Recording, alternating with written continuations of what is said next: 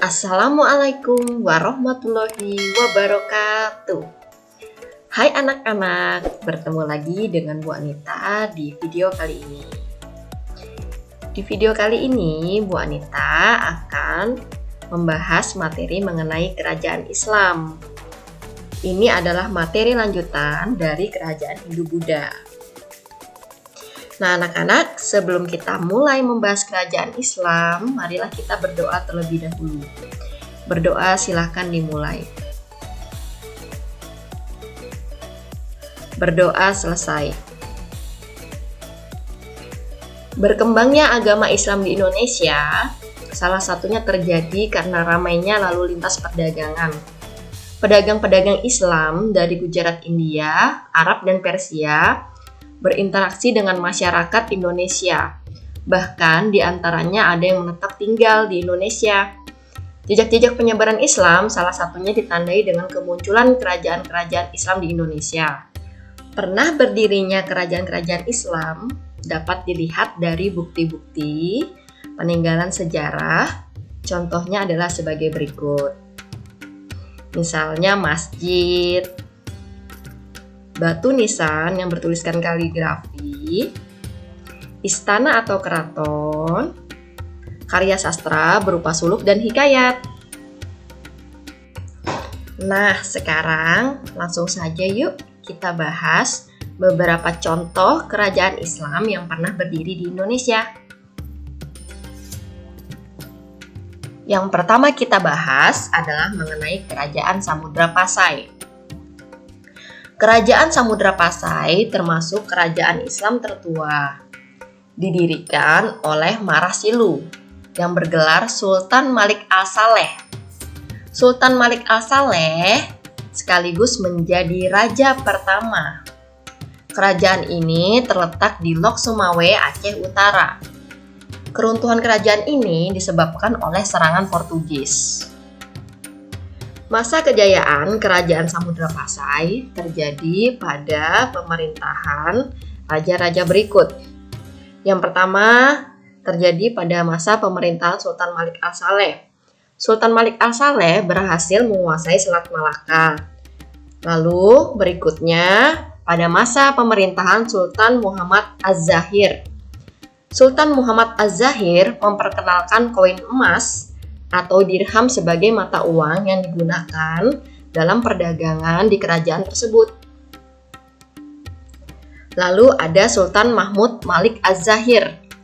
Pada saat pemerintahan Sultan Mahmud Malik Az-Zahir, Kerajaan Samudra Pasai berkembang menjadi kerajaan dagang yang sangat maju. Contoh beberapa peninggalan sejarah dari kerajaan tersebut adalah koin emas, makam para raja Samudra Pasai, dan lonceng Cakradonya. Lonceng Cakradonya merupakan hadiah persahabatan dari Kaisar Tiongkok kepada Raja Samudra Pasai. Tahukah kamu, Kerajaan Samudra Pasai menjalin hubungan baik dengan para pedagang dari berbagai negara. Misalnya Gujarat, Persia, dan Arab. Salah satu hasil alam yang menjadi andalan kerajaan ini adalah lada. Karena lada banyak diminati oleh bangsa Eropa. Yuk, sekarang kita membahas Kerajaan Demak. Kerajaan Demak adalah kerajaan Islam pertama di Pulau Jawa. Kerajaan Demak didirikan oleh Raden Patah. Raja atau sultan yang berpengaruh di Kerajaan Demak antara lain Pati Unus. Pati Unus memimpin perlawanan terhadap Portugis di Selat Malaka. Lalu ada Sultan Trenggana yang membawa masa kejayaan atau keemasan bagi Kerajaan Demak. Sultan Trenggana berhasil merebut Sunda Kelapa dan mengganti nama Sunda Kelapa menjadi Jayakarta. Lalu Kerajaan Demak juga didukung oleh para Wali Songo yang membuat Kerajaan Demak menjadi kerajaan besar dalam waktu singkat. Kerajaan Demak juga disegani oleh kerajaan-kerajaan lain di Nusantara. Peninggalan Kerajaan Demak antara lain berupa Masjid Agung Demak. Di Masjid Agung Demak terdapat Saka Guru dan Pintu Beledek. Saka Guru adalah 4 tiang pokok yang berfungsi sebagai penyangga bangunan masjid.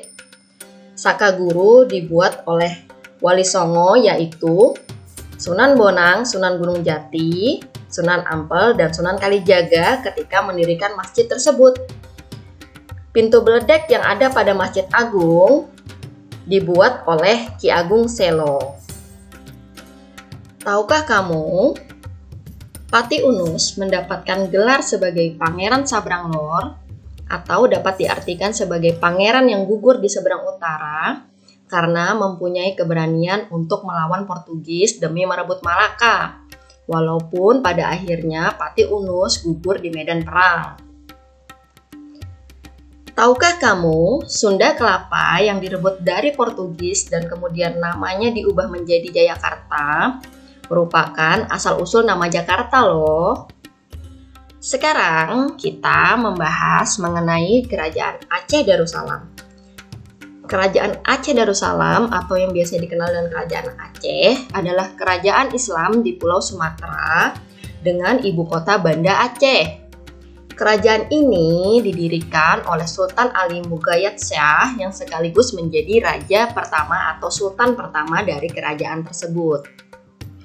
Raja atau sultan yang pernah memerintah di Kerajaan Aceh, beberapa di antaranya adalah sebagai berikut.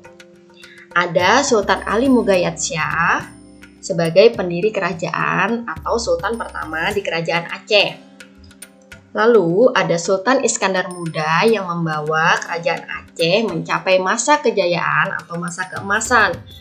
Pada pemerintahannya, wilayah kekuasaan Kerajaan Aceh semakin luas. Beberapa contoh peninggalan sejarah dari Kerajaan Aceh antara lain Masjid Raya Baitur Rahman yang berdiri kokoh sampai sekarang. Ada juga contoh peninggalan sejarah berupa Taman Sari Gunongan. Taman Sari Gunongan dibangun oleh Sultan Iskandar Muda untuk memenuhi permintaan sang permaisuri. Dan di bagian lain taman ini terdapat makam-makam keluarga Kerajaan Sultan Aceh.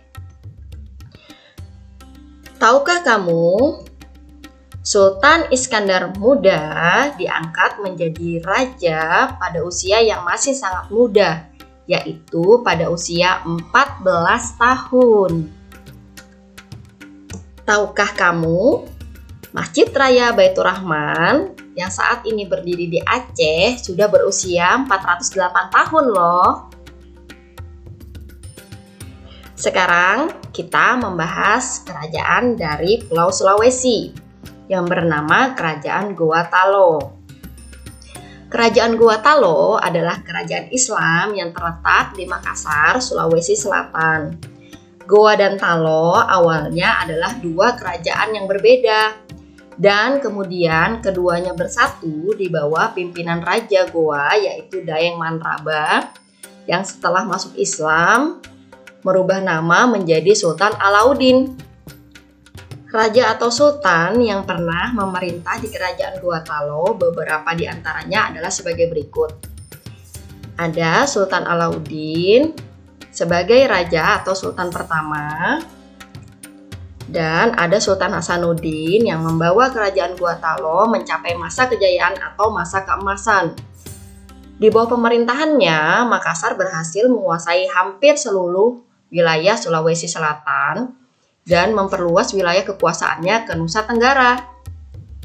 Peninggalan sejarah dari kerajaan ini antara lain Benteng Fort Rotterdam dan Masjid Katangkah. Tahukah kamu, Sultan Hasanuddin dijuluki ayam jantan dari timur karena kegigihan dan keberaniannya melawan Belanda. Ia membela kerajaan dan kepentingan rakyatnya dengan gigih. Ia juga dikenal sebagai sosok yang bijaksana. Di video sebelumnya, kita pernah membahas mengenai Kerajaan Mataram kuno. Dan sekarang kita membahas mengenai Kerajaan Mataram Islam. Kedua kerajaan ini berbeda ya anak-anak. Kerajaan Mataram Islam adalah kerajaan Islam yang terletak di Kota Gede, Yogyakarta. Pendiri sekaligus raja pertama dari kerajaan ini adalah Sutawijaya atau dikenal juga dengan nama Panembahan Senopati.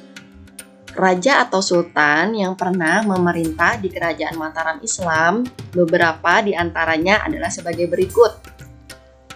Ada Sutawijaya atau juga dikenal sebagai Panembahan Senopati sebagai raja pertama dari kerajaan Mataram Islam.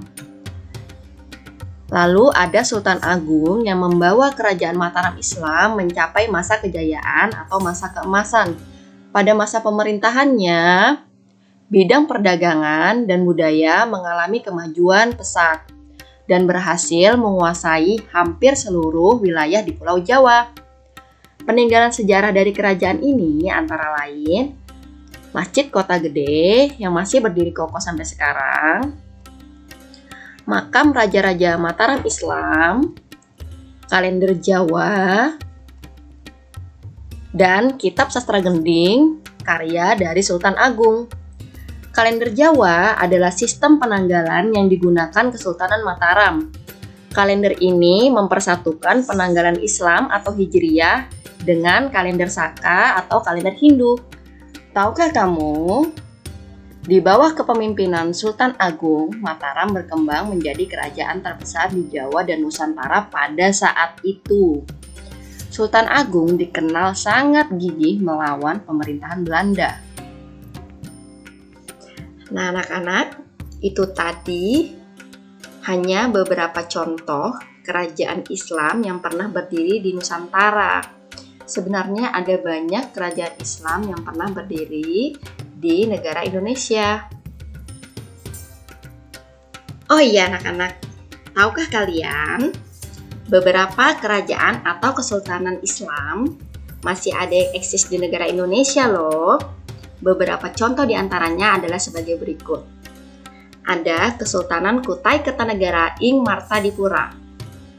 Sebenarnya pada saat Indonesia merdeka pada tahun 1945, Kesultanan Kutai sudah menyatu dengan negara Indonesia.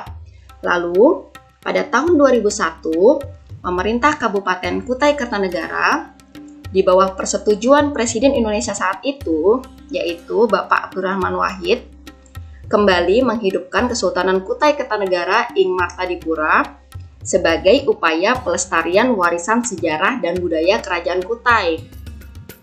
Sultan Kutai saat ini adalah Sultan Haji Muhammad Arifin. Lalu, contoh kesultanan yang masih eksis sampai sekarang adalah Kesultanan Ngayogyakarta Hadiningrat. Kesultanan Ngayogyakarta Hadiningrat didirikan oleh Sultan Hamengkubuwono I. Sekarang, Kesultanan Ngayogyakarta dipimpin oleh Hamengkubuwono ke-10. Nah, anak-anak, Ibu rasa cukup sampai sekian materi yang dapat Ibu sampaikan. Terima kasih. Sampai bertemu kembali di video selanjutnya. Wassalamualaikum warahmatullahi wabarakatuh.